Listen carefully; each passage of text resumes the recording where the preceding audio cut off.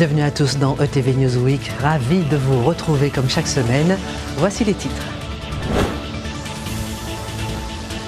Après l'incendie de Blanchard, les causes ne sont toujours pas officiellement reconnues, les sans-abri restent désespérés. Capesterre-Belle-Eau, un centre historique, devrait être détruit. Les habitants sont entre émotion et indignation. Les douanes tirent leur bilan de 2018. Ils deviennent un acteur majeur de la politique de lutte contre le trafic de tabac. François Ladrezeau, voilà notre star nationale. Il a ébloui le jury de The Voice sur TF1 en osant brandir la culture créole. Une semaine après l'incendie de Blanchard, beaucoup de questions restent sans réponse. Quelle est la cause réelle du sinistre? Est-ce un homme inconscient qui aurait oublié son repas sur le feu? Personne n'arrive à comprendre comment des habitants ont pu tout perdre en une après-midi. Plus de vêtements, plus de biens. Il n'y aurait pas eu de problème d'approvisionnement d'eau que l'incendie n'aurait pas été aussi catastrophique. Voici les précisions de Marius Mathieu. Des visages désespérés, parfois silencieux. Certains habitants de ce quartier de Blanchard ont tout perdu dans la nuit.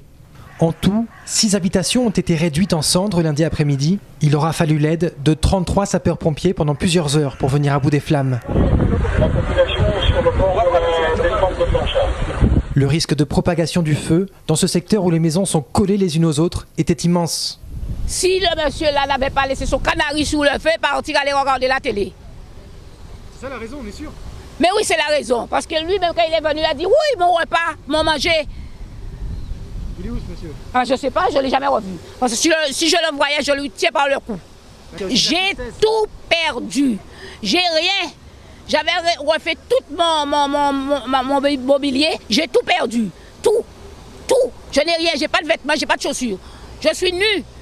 Sous la chaleur des flammes, les tôles qui constituaient le toit de ces maisons se sont tordues et les matériaux en plastique ont tous fondu. L'approvisionnement en eau défectueux sur le secteur aurait rendu difficile le travail des pompiers. Ah ben ouais, il y a le lit de ma grand-mère en face, je reconnais son lit. Il y a la voiture de mon oncle qu'il a achetée il y a que 2 jours, qui a pris feu. Et tout a pris feu, hein, tout a cramé et voilà. Je pense que si les cavernes d'eau étaient respectées, étaient aux normes, parce que celui qu'ils ont trouvé vers Blanchard, eh ben, il n'y avait pas moyen de l'ouvrir. Donc ils ont été à Fouilleul, à l'université, et puis il n'y avait pas de pression d'eau. Il n'y avait pas de pression d'eau, c'était vraiment compliqué. Donc les autres riverains, les autres voisins qui voyaient que le feu arrivait sur leur maison, vraiment étaient très mal en point et vraiment c'était dur. La ville des Abîmes a promis de tout mettre en œuvre pour nettoyer la zone et reloger la dizaine de victimes. Par miracle, aucune d'entre elles n'a été blessée. Direction Capesterre à présent, où la possible fermeture de bâtiments émeut beaucoup la population. Regardez ce reportage de Grégoire Tutman. Ils ont tous grandi à Capesterre-Belle-Eau et se rassemblent ce soir au presbytère de son église Saint-Hyacinthe. Ils ont appris la vente et la destruction prochaine du centre Ezechia, EFETA ou CPF. Ici, chaque génération lui donne le nom de son époque. Ce centre monial a accueilli durant des dizaines d'années des actions culturelles et sociales des bonnes sœurs de la ville. Plusieurs centaines de jeunes Guadeloupéens sont passés par son centre aéré ou par son pensionnat de jeunes filles. Avec ce bâtiment, c'est une partie de leur jeunesse qui pourrait disparaître. Marie-Annie qui a été pensionnaire en 1971. Ça me fait très mal au cœur parce que je suis arrivée quand même à Capesterre, j'avais 15 ans. Donc j'étais très jeune, donc j'avais beaucoup d'amis qui venaient parce qu'il y avait aussi l'association des traits d'union, donc tous les jeunes pratiquement de Capesterre venaient pour les entraînements, pour faire de la flûte, de la guitare. Avec le vieillissement des sœurs, les activités du centre ont peu à peu disparu. Et sa vente paraît inévitable. La congrégation des Dominicaines d'Albi, propriétaire des locaux, doit aujourd'hui financer la transformation en EHPAD de son couvent situé à Trois-Rivières pour accueillir ses religieuses. L'hôtel des ventes de Guadeloupe annonce même sur son site internet la vente prochaine des meubles du bâtiment de Capesterre. Alex Saint-Charles tente de trouver une solution pour sauver le site. C'est un espace qui est très cher pour tous les capestériens de mon âge, parce qu'on a eu tous une période de jeunesse où on a traversé au centre EFETA, et ça nous a permis de devenir les adultes que nous sommes aujourd'hui. On va faire toutes les démarches nécessaires pour déjà avoir une information. Et à partir de ces informations, nous verrons comment nous nous mobiliserons. Aujourd'hui, leur premier objectif est d'informer la communauté catholique de la ville, s'il n'est pas encore trop tard. On ne sait pas si on doit se féliciter des bons résultats des douanes en 2018. D'un côté, plus de 960 kilos de tabac de contrebande ont été saisis, et de l'autre, cela signifie que le trafic augmente, puisque les techniques de contrôle n'ont pas changé. Reportage Marius Mathieu. Une gueule d'alligator empaillée, des cigarettes et du parfum de contrebande. Ou encore ce smartphone taser, strictement interdit sur les territoires français. La douane de la Guadeloupe vient de présenter les résultats de l'année 2018. Dans la saisie de marchandises illicites ainsi que dans la collecte des taxes, les chiffres sont en hausse. Quand on regarde tous les résultats un par un, on s'aperçoit que pour les principaux indicateurs, la direction de Guadeloupe a de très bons résultats 2018, en augmentation très souvent par rapport à 2017, ou toujours un bon niveau pour un certain nombre d'entre eux. Donc que ce soit en stupéfiants, en tabac où je dis on avait presque fait 1 tonne, en stupéfiants on est quand même pas loin des 900 kilos, de 600 kilos, avec des belles prises de 468 kilos sur un navire colombien, et au quotidien réalisé par toutes les brigades, mais que ce soit à l'aéroport ou à la circulation ou dans le fret postal, on voit bien que les douaniers travaillent au quotidien et ont augmenté leur saisie grâce à un travail acharné. Un travail acharné, pas uniquement réservé à l'homme. Max est un labrador de 3 ans. Grâce à son flair ultra développé, il est capable de détecter presque sans faille la présence de cannabis. Démonstration. Allez, on gratte, on gratte, on gratte. Allez, on gratte, on gratte. C'est ça, on est là. C'est une formation qui dure initialement 10 semaines pour la recherche essentiellement du cannabis.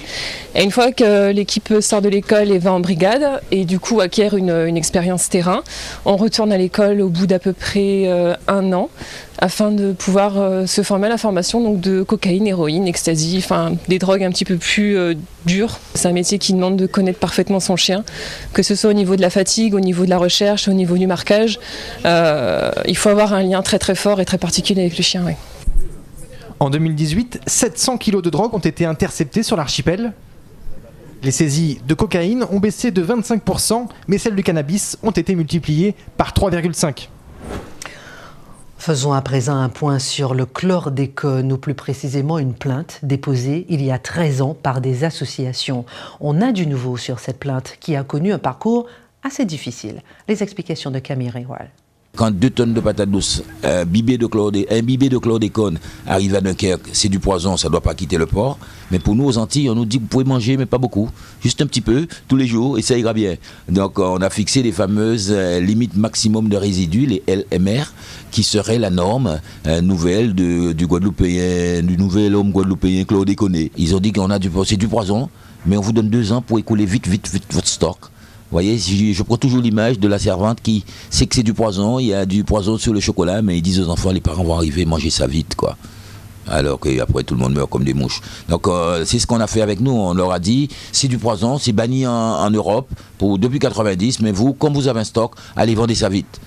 Donc c'est en connaissance de cause qu'on a fermé les yeux, parce qu'on a fait prévaloir le fric sur la santé. C'est au terme de 2 ou 3 années de mobilisation sur le terrain, dans les communes polluées, particulièrement avec les riverains et les agriculteurs et des écologistes, nous en sommes arrivés à la conclusion que notre combat serait vain si nous ne le portions pas sur le terrain de la loi.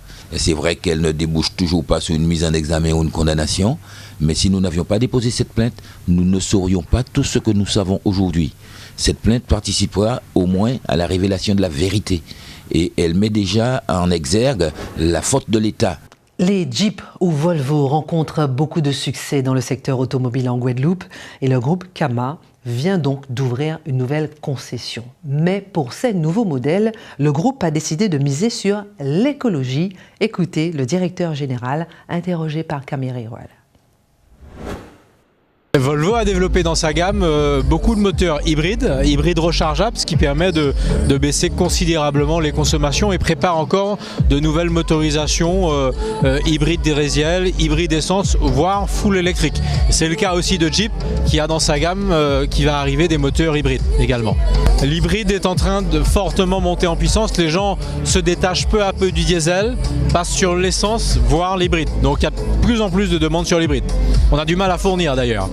On a un objectif de 300 ventes cette année, voilà, sur les deux marques, Jeep et Volvo, en Guadeloupe. C'est un territoire qui est dynamique, le marché automobile il est plutôt à maturité, donc il n'augmente plus vraiment, il s'agit simplement de prendre des parts de marché sur les concurrents. Et on pense qu'on a notre place à faire sur le marché avec Jeep et Volvo.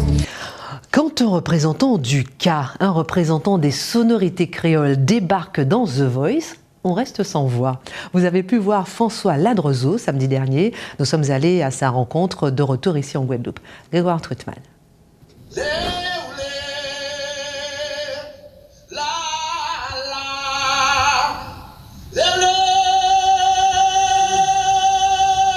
En une soirée, il est passé du statut d'artiste local à celui de célébrité nationale.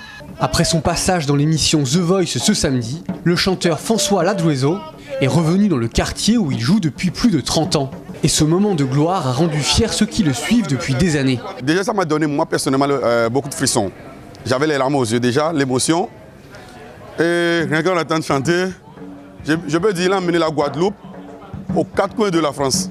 Vous faites nous plaisir énormément, énormément. Et franchement, si pas t'es bon, en bas t'es dit pas bon. Mais là, il est bon, en cas dit bon, bon.